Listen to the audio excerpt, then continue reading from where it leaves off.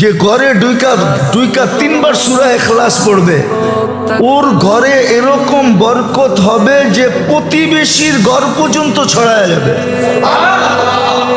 ওই বরকত যায়া উছলায়া বুঝেন কি উতরায়া বলে, এই বরকত উছলায়া যায় প্রতিবেশীর ঘরে পড়বে, প্রতিবেশীর ঘর পর্যন্ত বরকত দিয়ে বেরা যাবে।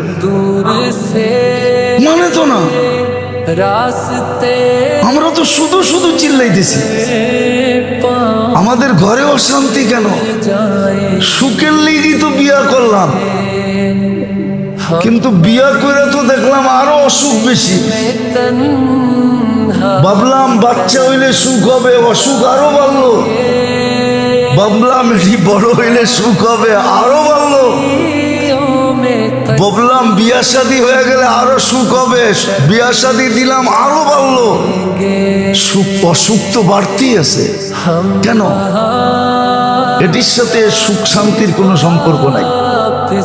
আসেন তওবা কইরা মুহাম্মদুর রাসূলুল্লাহর আদর্শ মানি, আল্লাহর হুকুম মানি। কম তো হইল না, কয়েক শত বৎসর হয়ে গেল মুসলমানদের চেষ্টার ট্রাই করা। মানুষ তো এক দুইবার ট্রাই করে বুঝা ফেলে, আমরা তো যুগের পর যুগ করতেছি। শত শত বৎসর পার হয়ে গেল বিজাতির রঙে রঙিন হইয়া, কিন্তু কিছু তো করতে পারলাম না।